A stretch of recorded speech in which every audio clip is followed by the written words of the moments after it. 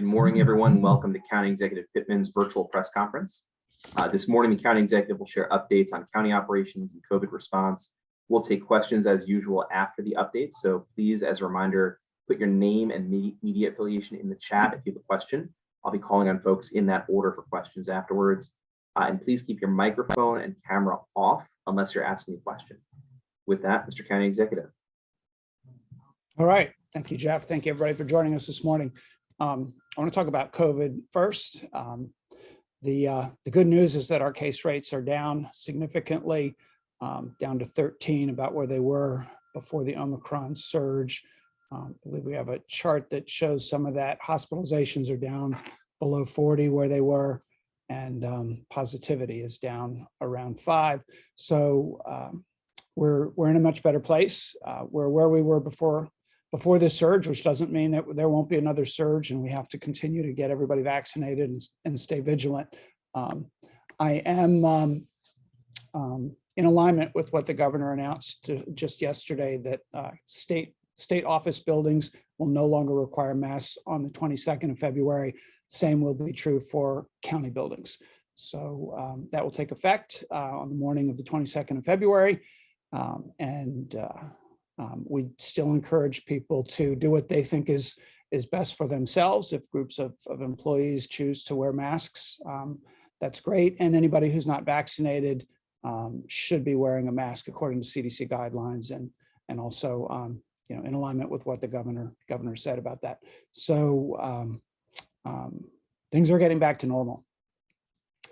The sad part of all of this is that despite all of the work that we've done, in Anne Arundel County, we reached a milestone over the weekend of 1,000 Anne Arundel County neighbors lost to COVID during this pandemic.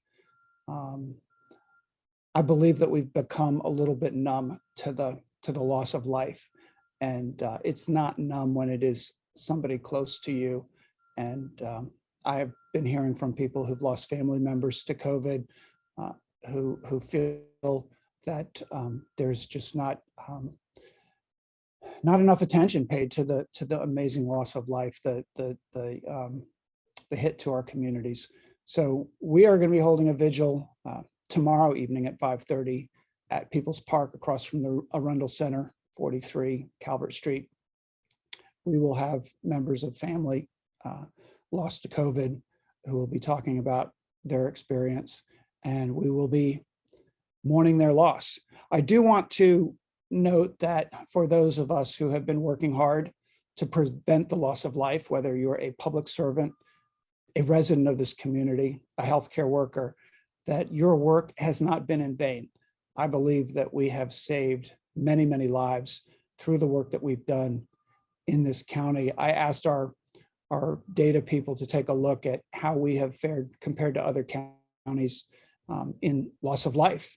And we are the third lowest rate of death of 24 jurisdictions in the state of Maryland.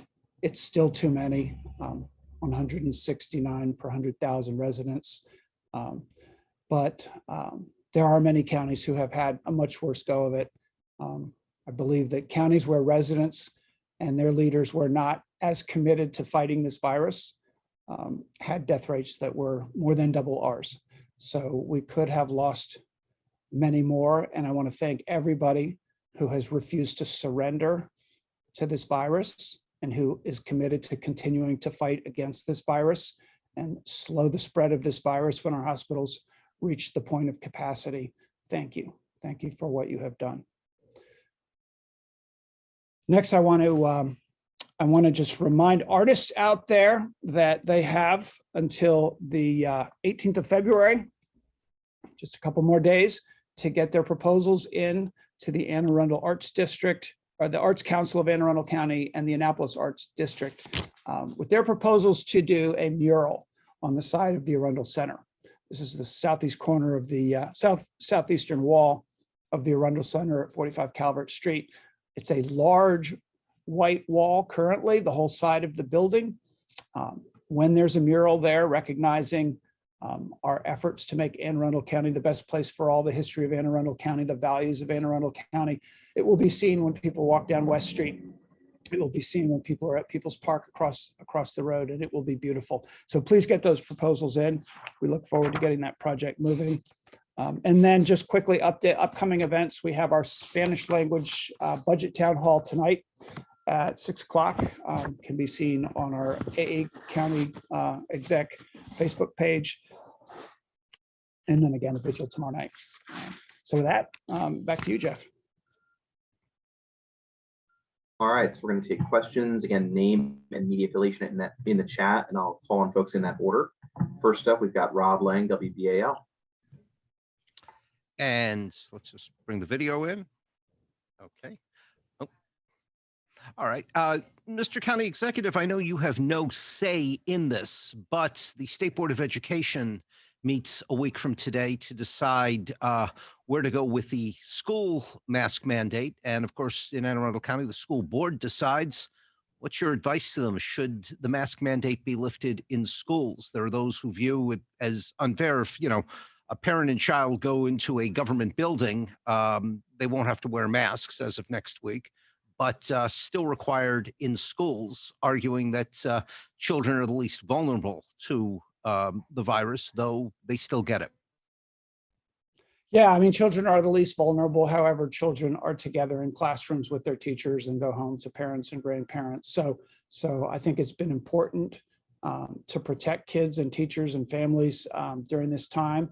And when I have to make a decision about masking or any other COVID-related efforts to slow the spread, I go to our health officer.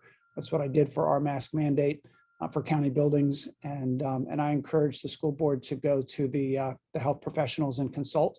And I trust that they will make a wise decision. But I'm not going to tell them which way to go. Okay, thank you, sir. All right, next up, John Fernay, Ion Annapolis.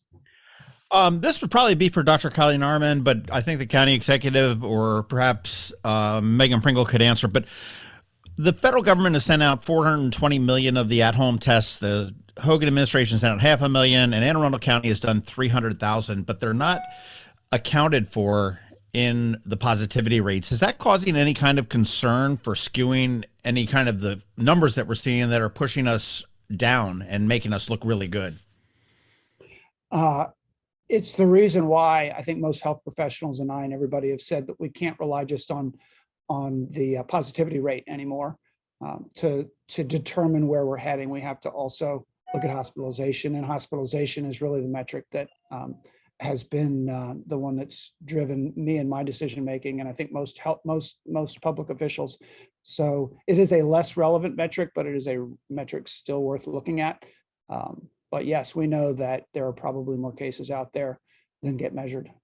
What is the advice to somebody that does have an at-home test when they get either a negative result or a positive result? There's some very specific advice. Do we have Megan or anybody from the health department that wants to share that? Sure, I can weigh in. The state on their website has laid out a pretty easy way to report, and they do encourage people to do that, as does the Anne Arundel County Health Department, so that people can report it. That information is something that, from the state and the county level, we hope to obtain, but it's left up to people to basically enter that information and provide that to us. Okay, great. I would just add that when we hand out test kits, we have that information included on a piece of paper for how to report a positive test. Right. Okay, great. Thank you both very much. All right, next up, Kate Amara, WBAL. Hi, thanks. I had a question for the county executive and for Dr. K, so maybe Megan, you could field it. For Mr. County Executive, some neighboring jurisdictions and nearby jurisdictions are dropping mask mandates as well, but some are dropping COVID vaccine mandates, and I'm wondering your thoughts on that in terms of county employees. And in terms of the mask mandate ending February 22nd in county building, we know at that point it becomes a personal choice. So I'm wondering, will you continue to wear one in crowded meetings or in hallways when you're in a county building? I will probably be doing that on a case-by-case basis. I have been wearing them when I go into a grocery store this weekend. I walked into a grocery store and I stopped and thought for a moment, should I or shouldn't I? And of course, we all start thinking about what other people are going to think and what other people are doing. And I've noticed that many of us look around and see what other people are doing. I wore mine in the grocery store this weekend, and about a little over half of the people there were still wearing their masks. And often you look around and you ask others what they're comfortable with. And so I have been boosted and vaccinated, and with the people that I work with, I'm fairly confident about the fact that they've all been boosted as well. And so I will probably not be wearing my mask in all of the meetings, but if anybody in that group feels uncomfortable with that, I'll put one on. I'll always have one in my pocket. And can you weigh in on your thoughts on vaccine mandates for the county workforce? Or I know I know you don't call it that exactly, but that's just in general what I'm referring to it as. So we did not implement the vaccine or test mandate for county employees. So there's nothing changing there. Oh, okay. Forgive me. And Megan, last week, Dr. K said that the county, he said the county was moving toward the data, making it possible to remove the school mask mandate. I was hoping we could get an update from him on that today. And I know the county executive said it's really a health officer-ish decision. Are you able to give us any kind of update on that with him not being on this call? It stands the same. The guidance to the school system is based on the state Department of Health as well as the school system and the CDC guidelines on masking. So the Anne Arundel County Health Department continues to follow the state policy. Maryland Department of Education, they laid out their criteria for masking and the off-ramps. So we continue to help and assist AACPS in implementing those state guidelines. Thanks, Megan. You're welcome. All right, next up, Amy Simpson, Fox 45. And again, a reminder, please put your name and media affiliation in the chat if you have a question. Amy, you're up. Great, thanks, Jeff. A question for the county executive.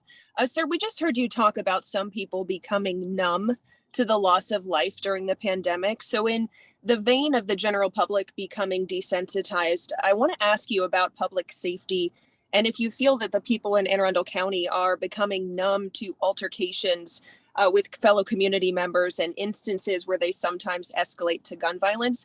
We just saw a particularly disturbing situation of this in Annapolis over the weekend where 2 children were injured. Well, unfortunately, I think, yes, all over the country, people have gotten used to gun violence as a regular occurrence. We're fortunate in Anne Arundel County that in 2021, while the region violent crime was going up and in the country violent crime was going up, we had an 11% decline in our county. And I think that's because of a lot of good work done by not only our police officers, but also our health and human service agencies and the community at large. So we're lucky, but people are still shocked. People are still hurt. It puts fear and a sense of unease in residents every time they hear about an incident like this. So yes, it's becoming too common, but I do believe that we're all human beings and we continue to be disturbed by these kinds of acts. And just one follow-up to that, we had a disturbing situation involving gun violence in Howard County on Sunday afternoon in broad daylight. So I believe just one day after this happened. So it's we know it's not just Anne Arundel County. Howard County Police said they are encountering more guns on the streets as they're interacting with people and doing their work. Are you aware if Anne Arundel County Police and Annapolis City Police are encountering the same? I mean, the only data that I've seen on that is gun sale data, and gun sales have continued to rise. So one can assume that there are more firearms in the hands of citizens. Makes the job of the police department more difficult when that happens. Thank you, sir. All right, folks, last call for questions. Name and media affiliation in the chat if you've got a question. All right, thanks everyone. We'll see you next week. Thank you.